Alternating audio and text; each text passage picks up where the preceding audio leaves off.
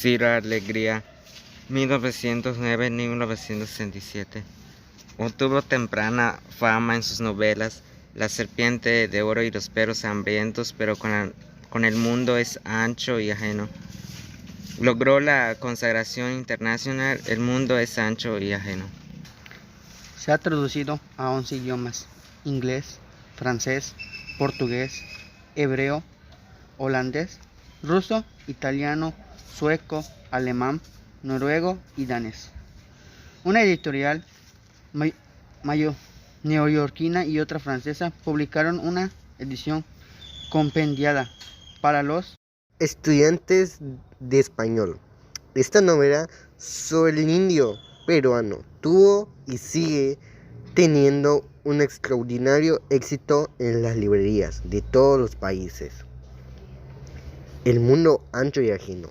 Esta novela se trata de una comunidad llamada Rumi, que estaba ubicada en la parte alta de la cordillera de los Andes. Tenemos al personaje principal llamado Roseldo Maki. Este personaje fue elegido como el alcalde de la comunidad.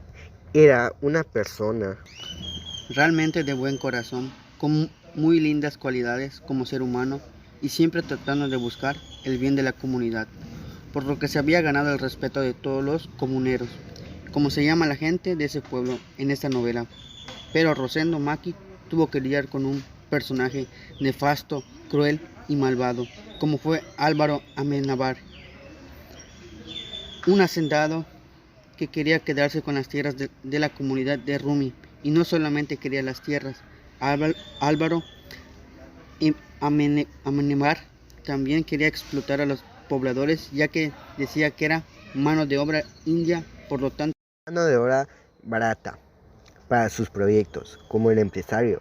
Por lo tanto, por esta situación, la comunidad de Rumi siempre estuvo en constante peligro con la aparición de Álvaro Amenábar. Un día llegó un personaje llamado el mágico Contreras, que preguntó quiénes tenían armas en la comunidad. Fue algo realmente llamativo. Dijo que quería las armas para poder comprar a diferentes vecinos. Llegaron con las armas. Este hombre hizo una lista y se fue diciendo que volvería a comprar un arma, pero sin embargo, a los pocos días llegó un grupo de la Guardia Civil con la lista de esos vecinos que habían sido anotados con sus armas y les quitaron las armas. De esta forma, el pueblo de la comunidad de Rumi se quedó sin ningún tipo de defensa ante el aventural ataque.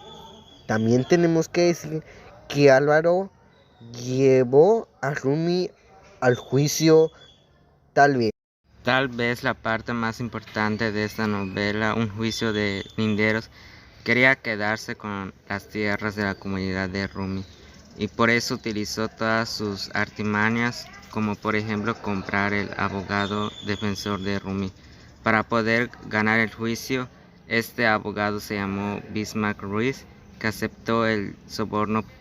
Por lo tanto, la comunidad de Rumi perdió el juicio y digamos que Álvaro Amenábar se salió con las suyas. De esa forma la comunidad pierde el juicio y tiene que irse de esa parte de la tierra y se van a trasladar a un lugar llamado Yanahui, que era un lugar todavía más alto en la cordillera de los Andes. La comunidad de Rumi no se quedó tranquila. Tampoco lo hizo Rosendo Maki y llevaron una apelación a la Corte Suprema de Justicia. Lo hicieron con otro abogado porque su anterior abogado realmente los había desilusionado.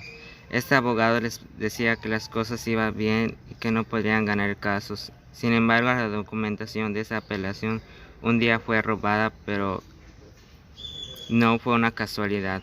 No fue un robo casual, sino que fue robada por gente envidiada, justamente por Álvaro Amenábar. Entonces fíjense lo siguiente, esa persona está sentado, ese empresario, llegó para robarle tranquilidad. Llegó para robarle la tierra, la esperanza que tenía esta comunidad, que disfrutaban y eran felices en su tierra. Hasta que este hombre comenzó a apropiarse de todo lo que disfrutaban y eran felices en su tierra, hasta que este hombre les pertenecía un día casados. Algunos vecinos de la comunidad de Rumi deciden aliarse a un conocido ladrón que se llamaba el Fierro Vázquez. Esto lo hicieron con una sola, de alguna forma, poder vengarse de Álvaro Amenábar. Cierto día el alcalde Rosendo Maki es acusado de robo. En realidad lo que trató de hacer una noche fue recuperar un animal de su propiedad. Para ellos los animales eran muy importantes y podríamos decir al mismo nivel de la tierra. Trató de recuperar su animal. Fue visto, lo capturaron y quedó preso en esa misma cárcel. Un día también va a llegar el Fierro Vázquez. Cuando lo capturan, como les decía, el Fierro Vázquez era un delincuente muy conocido, muy famoso, muy hábil, en lo que hacía y planeaba un escape. Y le comentaba a Rosendo Maki para escaparse. Juntos, Rosendo Maki, como les decía, hombre de buen corazón, hombre correcto.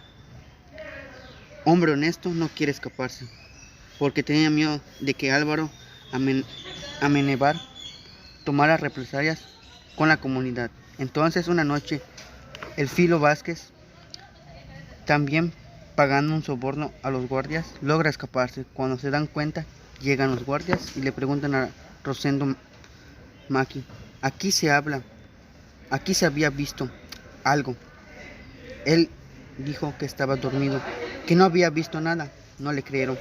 Por lo tanto, lo someten a una feroz y una brutal golpiza con las culatas de sus armas, que era tirado, queda desmayado, queda desvanecido. El tiempo lo trae, el almuerzo, la cena, le traen su comida y se dan cuenta que Rosendo Maki no respondía, había fallecido a causa de la golpiza que le habían dado. Entonces en Rumi podemos ver que se dan abusos, atropellos, se les quitan los derechos. El indio no tenía derechos, había una ley, pero parecía que la ley solamente era para los hacendados, para los grupos hegemónicos, para los grupos adinerados, pero el poblador común y corriente, como el indio, no podía gozar de estos derechos. Un día llega a la comunidad Benito Castro. Era el hijastro justamente de Rosendo Maki. Él estaba preparado. Era un indio que sabía leer, sabía escribir y tenía nuevas ideas. Pero con el mismo espíritu de Rosendo Maki, el que ideas nuevas traía, quería dejar esas ideas para creencias que bloqueaban, que limitaban a los pobladores para poder progresar y para poder estar mejor ahí. Se da como una especie de un cambio de paradigma. Es elegido alcalde de la comunidad de Rumi y comienza una nueva etapa para los pobladores, ya que estaban en un juego que era adverso por la situación climática, por lo que la vegetación de la geografía y demás, pero con sus ideas logran recuperar esa posterioridad que antes había tenido los pobladores del Rumi. Álvaro, realmente un personaje nefasto, también era insaciable y decía hacer otro juicio, llevar a la comunidad de Rumi a otros lugares del país. En su recorrida pueblo era Benito Castro, un hombre preparado que venía de otros lugares del país.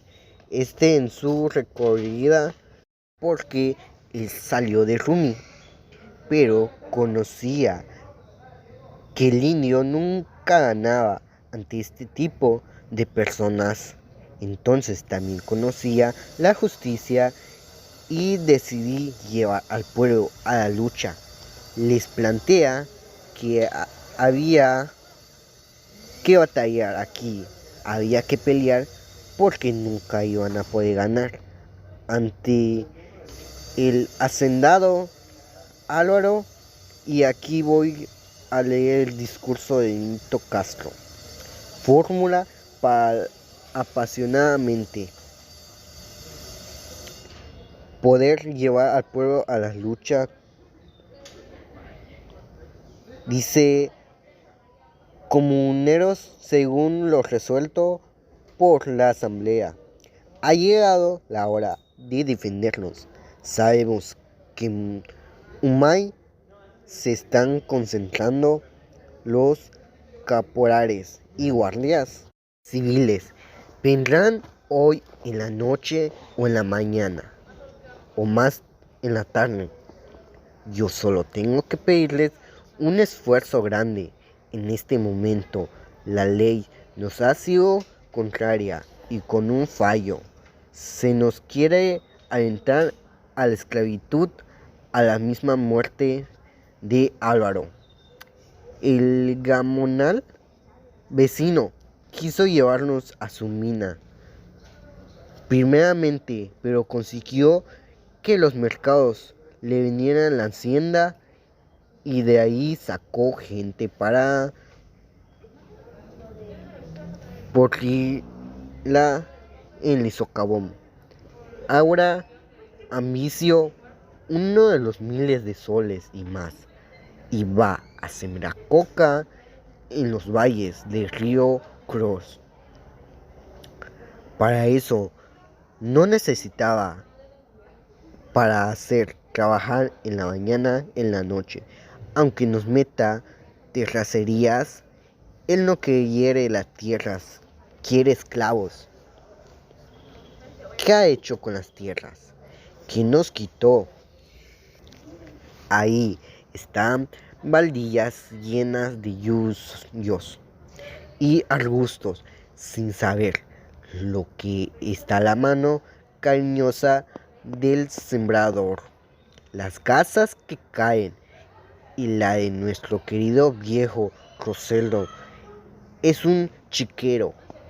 Tampoco quieren las tierras de Shanayu. Sigue persiguiendo a los comuneros para reventarlos. Cuando la ley da tierras, se olvida de lo que le va a ser la suerte de los hombres que están en esas tierras. La ley no lo protege.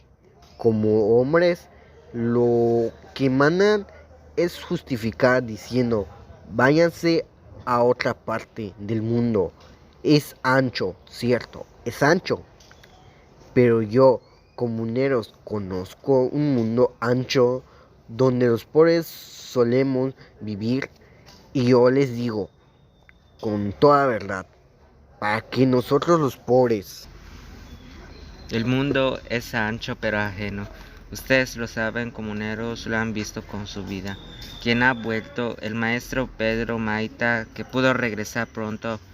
Los demás no han vuelto, y yo les digo que podemos llorarlos como muertos o como esclavos. Es penosa esta verdad, pero debo gritarla para que todos se endurezcan como el acero. La voluntad que hay en su pecho en ese mundo ancho, cambiamos de lugar. Vamos de un lado para otro buscando la vida, pero el mundo es ajeno, y nada nos da de nada, ni siquiera un buen salario. Y el hombre muere por la frente pegada a una tierra amarga de lágrimas. Defendamos nuestra tierra, nuestro sitio en el mundo, que así defendemos nuestra libertad y nuestra vida. La suerte de los pobres es una, y pediremos a todos que nos acompañen, así ganaremos muchos.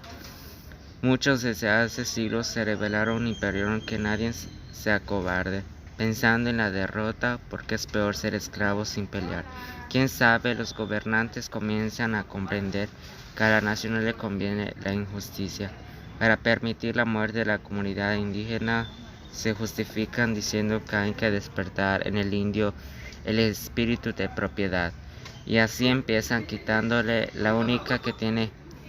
Defendamos nuestra vida, comuneros, defendamos nuestra tierra, como en ese discurso. Benito Castro se dirigió a los comuneros, a sus vecinos y a sus amigos, y de esa forma la comunidad de Rumi se levantó en armas, esperando enfrentamientos que se produjo. Llegó la Guardia Civil, reprimió con armas de fuego, si bien en algún momento la comunidad de Rumi parecía que iba ganando. Las armas que tenían las guardias civiles eran muy importantes para aquella época, como por ejemplo ametralladoras. De esta forma los comuneros fueron callando y cayendo. Uno a uno fueron siendo eliminados, fueron asesinados de una forma brutal. De esa forma los comuneros fueron aniquilados y la comunidad de Rumi también fue eliminada. De esta forma termina esta novela muy interesante que dice que el mundo es ancho y ajeno. Y con esto concluimos la novela El mundo ancho y ajeno.